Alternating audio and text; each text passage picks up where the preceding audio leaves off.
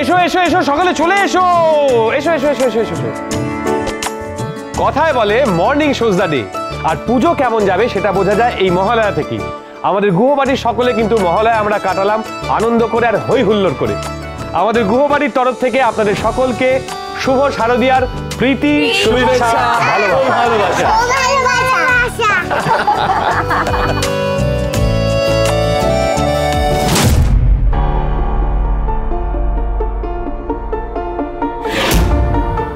আমার দিকে অমন কইরা কেন দেখতাছে? শুনে ফেলো নাকি আমার সব কথা? তোমার আসল চেহারা আমায় জানতেই হবে লালি। আমার মেয়েদের দিকে হাত বাড়িয়েছো তুমি। জানো তো, সব মায়েদের মধ্যেই মা দুর্গা থাকেন। মা দুর্গা যেমন তার সন্তানদের রক্ষা করেন সর্বশক্তি দিয়ে, ঠিক আমিও সেভাবেই চিকি আর মাফিনকে রক্ষা করব।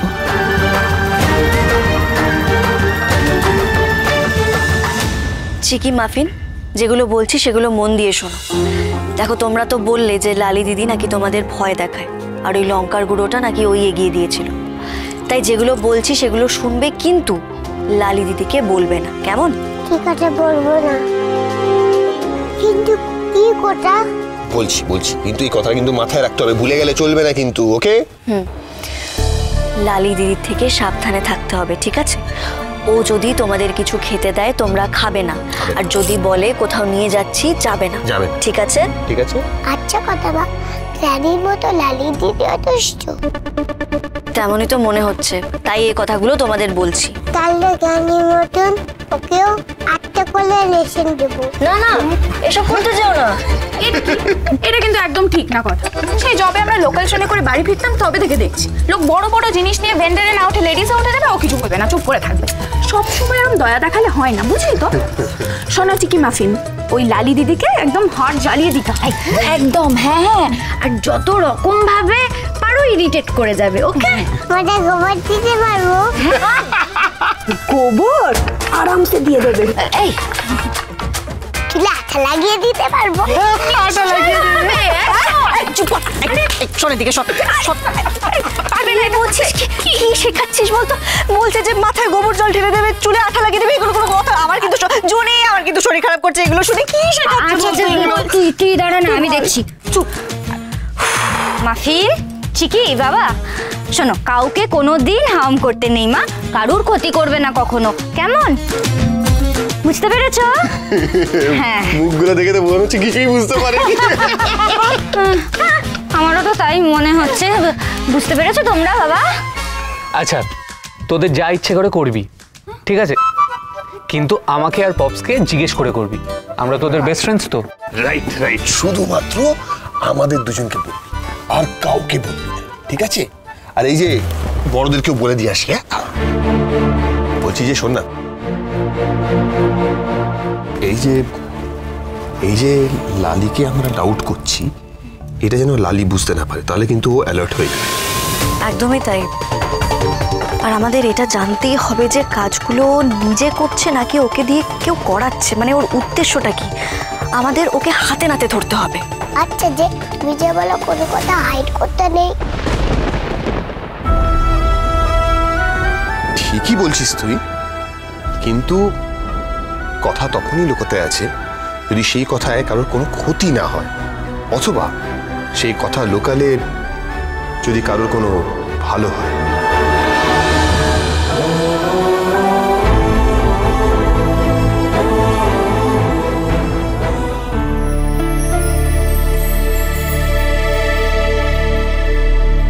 বাবা, একটা ধারা লক্ষ্য করেছো? মানে আমাদের দুর্গাপুজোয় যা খরচ হয় প্রত্যেকবারই একটু একটু করে বাড়ে, সেটাই স্বাভাবিক। দেখো, লাস্ট ইয়ার আমি বলছি খরচটা কিন্তু বেশ খানিকটাই বেড়েছিল, আর এবছরও যা মোটামুটি হিসেব করলাম খরচ কিন্তু আরো বাড়বে। সেটাই তো ভাবাচ্ছে তিনি। তাও তো বলতে নেই, শেষ কয়েকবার প্রতিমা তৈরির জন্য আমাদের সেরকম কোনো টাকা পয়সাই লাগেনি। হ্যাঁ, সব তো কথা মা নিজের হাতে করেছিল, এমনকি প্রতিমাও নিজেই বানিয়েছিল। সেই যে কি যেন হার্বাল প্রতিমা, মনে আছে? মায়ের মুখখানা কি সুন্দর হয়েছিল। হ্যাঁ, কিন্তু এবারে কথার যা অবস্থা তাতে তো ওর পক্ষে সম্ভব না, ফলে ঠাকুরের কষ্টটা কিন্তু যোগ করতে হবে। তাই তো ভাবছি, যা মূল্য বৃদ্ধি, তো পুজো করাই দেয়। কি বলছো বাবা? পুজো হবে না মানে বছরকার পুজো হবে না? আর এটা কি আজকের পুজো? দেখো না, একটা না একটা ব্যবস্থা ঠিক হয়ে যাবে। হ্যাঁ হ্যাঁ, আমারও সেটাই মত। হবে না আবার কি হবে? না না, কিন্তু ঠাকুর কে বানাবে সেটা তো দেখতে হবে, সেইটাই বলছি। হ্যাঁ বল। ও কত মশাই, কি হলো? আজব মানুষ তো তুমি, একেই চিন্তায় ভাবনা সব মরে যাচ্ছে, আর তুমি তার মধ্যে চলে যাচ্ছ হেঁটে হেঁটে। কি হয়েছে? কি কি ভাবছো? না কিছু না। কিরে, কি দাঁড়ালো? কি লাগবে বল। এবারের পুজোয় কিন্তু প্রচুর খরচ। হ্যাঁ, আগের বারের হিসেবটা দেখছিলাম তো, যা যা জিনিস লেগেছিল প্রত্যেকটা জিনিসের দাম এখন দ্বিগুণ হয়ে গেছে, ফলে খরচটাও দ্বিগুণ। কি বলছিস রে, দ্বিগুণ? ঠিক করে হিসেব করেছিস তো? আরে হ্যাঁ রে বাবা। তুমি তো একবারও বলনি যে দ্বিগুণ। বারবার বলছো খরচ বেড়ে যাচ্ছে, খরচ বেড়ে যাচ্ছে, তা বলে দ্বিগুণ? না না না, এ হবে না তো। এবারে পুজো করা যাবে বলে মনে হচ্ছে না। আচ্ছা কর্তা মশাই, তখন থেকে তুমি এক কথা কেন বলে যাচ্ছ বলো তো? ও বাবা, এরম করে বলছো কেন? পুজো হবে না? না না, বলছি তো করা যাবে না। এক মিনিট। না না, মানে এই পুজো নিয়ে আমার খুব একটা মাথা ব্যথা নেই, তাও মানে থাম এতবার করে বলছে, পিপি এতবার করে বলছে, বাড়ির সবাই যখন চাইছে পুজোটা হোক, তাহলে অসুবিধা কোথায়? কারণ আমি এখনো এই বাড়ির কর্তা। আমি যখন বলেছি পুজো হবে না, তখন হবে না। এক্সকিউজ মি, আপনি বলে দিয়েছেন মানে? হ্যাঁ, কি আপনি বললেই পুজো হবে না? আমি বলছি পুজো হবে। তুমি তো এসব কিছু মানোই না, তবে আবার বলছো কেন পুজো হবে? মানি না তো কি হয়েছে? বাড়ির বাকিরা তো সবাই মানে। হ্যাঁ, আর আপনি বললেই পুজো হবে না, এটা আমার কিরকম কথা? এই পুজো না হওয়ার তো কোনো লজিক আমি খুঁজে পাচ্ছি না।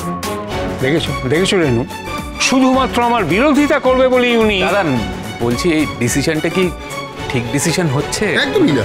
আলবাত হচ্ছে, তুমি এর মধ্যে নাক গলিও না। দাদান, ও আর কি বলতে চাইছে, মানে হোক না পুজোটা, মানে নাহলে সবাই মনোকষ্টে ভুগবে, তাই না? আরে হবে কি করে? ও দিমা, বলো না, তাই না? সিকি মাফিন, আপনি সিকি মাফিন রে দেখছেন? উপরে আছে। উপরে আছে সিকি মাফিন। ওই তো সিকি মাফিন, এসো এসো, তোমার দুধ খাওয়ার সময় হয়েছে, এসো এসো, তাড়াতাড়ি এসো। আই এক্ষুনি পড়ি যেতি। চলো চলো চলো বাবা, চলো চলো। সিকি মাফিন, এই তো, এবার দেখি কেমন সুন্দর দুধ কে নিতে পারে। নাও খেয়ে নাও।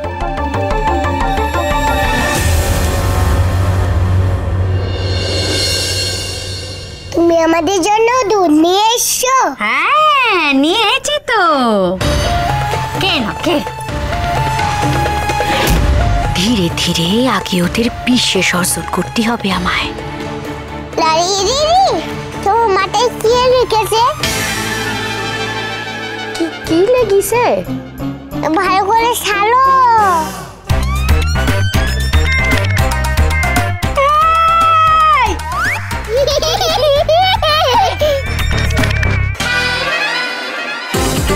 গায়ে দুধ ঢেলে দিলে এক্ষুনি আর একটু হলে আমার কানে চলি যেত। হাত থেকে পড়ে গেল। মিছে কথা কইবি নে।